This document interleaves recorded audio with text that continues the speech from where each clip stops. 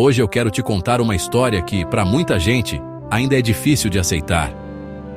A história de como o São Paulo, um dos clubes mais vencedores e respeitados da América do Sul, saiu de campeão da Libertadores 2005, Mundial 2005 e o histórico tricampeonato brasileiro consecutivo 2006, 2007, 2008, para um cenário de dívidas, instabilidade, decisões ruins e um departamento médico lotado.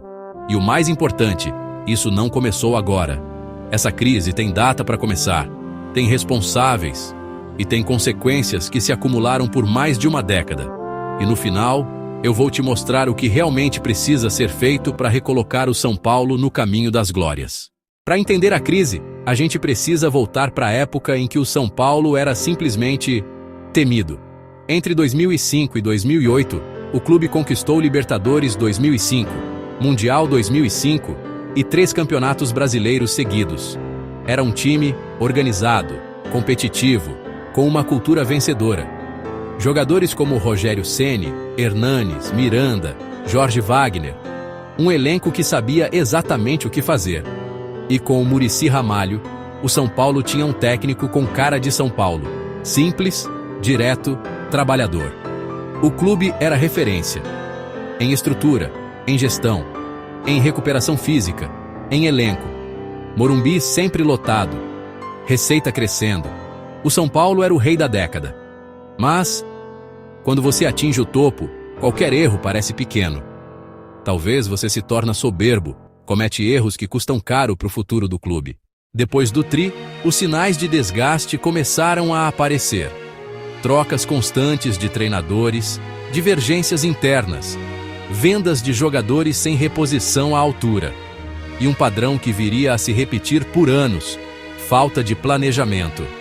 O São Paulo ainda era grande, ainda brigava, ainda tinha boas campanhas, mas já não era o São Paulo dominante. A base, que sempre foi diferencial, virou irregular. A política interna começou a pesar mais do que o futebol. E enquanto tudo isso acontecia, os rivais estavam se organizando. Entre 2009 e 2020, o São Paulo viveu uma fase de maquiagem. Em 2012, a Sul-Americana contra o Tigre, título suado, com aquela confusão no Morumbi. Quando vinha um título estadual, uma boa campanha, uma contratação de impacto, o torcedor achava que agora vai, mas não ia. Diretoria mudava, projeto mudava, ideia mudava. O que não mudava era a falta de continuidade. E nesse período, um detalhe importante começa a aparecer com mais força. As dívidas aumentam, os gastos sobem, e o clube passa a depender cada vez mais da venda de jogadores para fechar o ano. E no meio de tantos anos difíceis, teve um momento que ninguém tira do torcedor: o título da Copa do Brasil. Um título que não foi só uma taça, foi um respiro, foi um abraço no torcedor. Foi aquele sentimento de: cara, finalmente algo deu certo. O Morumbi pulsou, a cidade vibrou, o torcedor chorou, gritou, vibrou como não fazia há muito tempo. Foi um daqueles dias em que o São Paulo lembrou o Brasil inteiro do tamanho que tem. E o mais simbólico é que esse título não veio como os de antigamente, com um time imbatível. Veio na raça, veio na organização, veio no detalhe. Veio quando muita gente já não acreditava mais. A Copa do Brasil foi para a torcida um lembrete emocional. Nós ainda somos grandes, nós ainda podemos. A gente só precisa de direção. Por alguns dias, a bronca virou sorriso. A desconfiança virou festa. E a sensação de abandono virou esperança. Porque naquele título, o torcedor não viu só uma taça. Ele viu um futuro possível. Chegamos aos últimos anos. E aqui não tem como dourar a pílula. O São Paulo entrou em um dos momentos financeiros mais delicados da sua história. Mesmo com esforços recentes para reduzir parte das dívidas, o clube ainda carrega centenas de milhões em passivos, além de orçamentos apertados e risco de déficits. O São Paulo passou a viver um ciclo muito perigoso.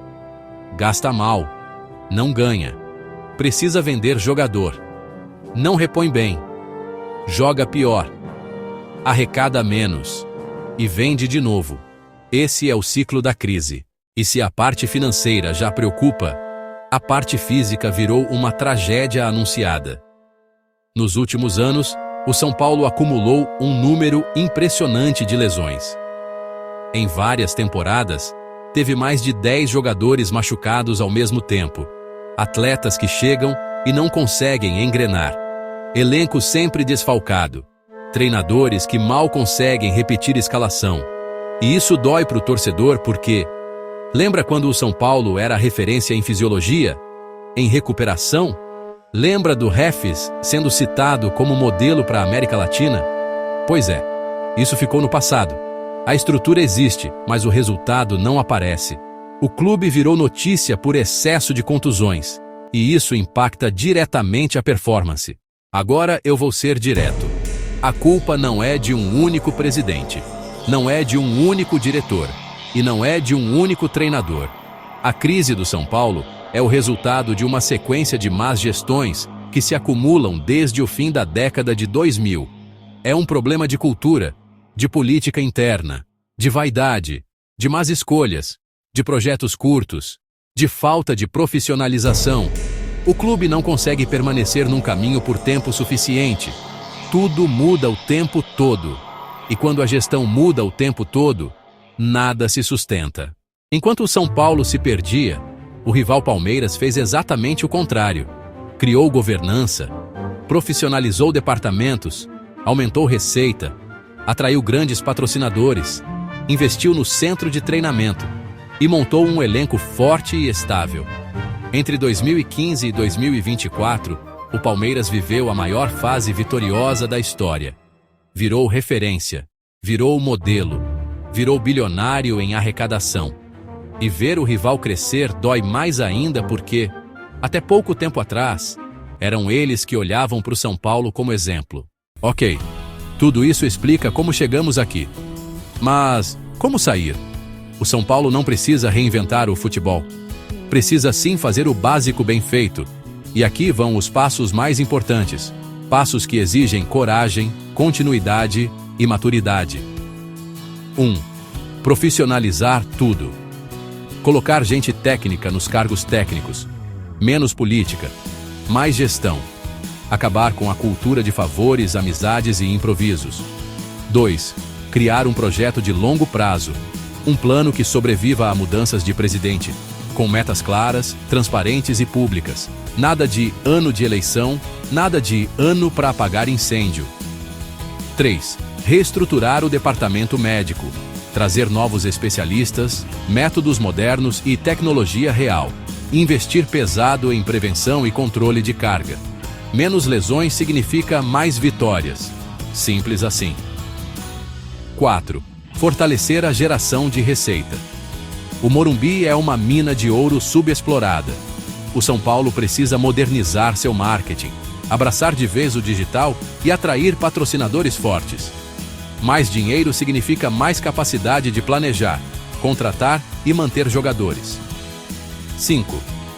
Valorizar a base de forma inteligente. A base é patrimônio, e patrimônio não pode ser vendido no desespero. É preciso formar bem, integrar bem e vender na hora certa, não na hora da crise. 6. E existe um ponto crítico que o clube precisa assumir de vez. O São Paulo tem que ser tratado como uma empresa. Clube de futebol não pode mais funcionar como um clube social atravessado por política. Uma empresa tem metas, orçamento, governança, responsabilidade e lucro. E quando uma empresa não lucra, ela quebra. O São Paulo não vai fechar as portas amanhã, claro. Mas a mentalidade precisa mudar. Futebol é emoção, mas gestão é matemática. E nesse debate entra um tema que muita gente evita, mas que precisa ser encarado com seriedade: a SAF.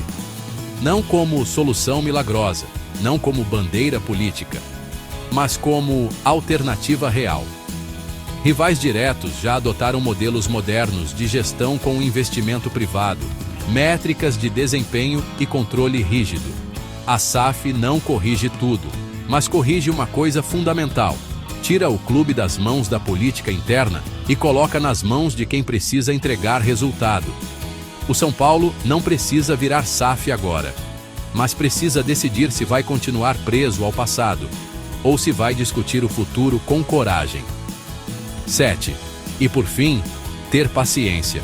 Não existe reconstrução sem tempo, não existe estabilidade sem cultura, e não existe São Paulo forte sem São Paulo organizado. O São Paulo já foi o maior exemplo de gestão, estrutura e futebol no Brasil. Hoje vive sua maior crise em décadas. Mas crises passam, clubes se reinventam e instituições gigantes renascem. O São Paulo precisa de organização, coragem e disciplina. Precisa mudar a cultura, não apenas os nomes. E quando isso acontecer, o clube volta. Porque o São Paulo é grande. O São Paulo é gigante. E gigante nunca cai. Gigante adormece e depois acorda. Se você é torcedor do Tricolor, deixa seu comentário. O que você acha que o São Paulo precisa fazer primeiro para voltar a ser grande? Se inscreve no canal, deixa o like e compartilhe. Até a próxima!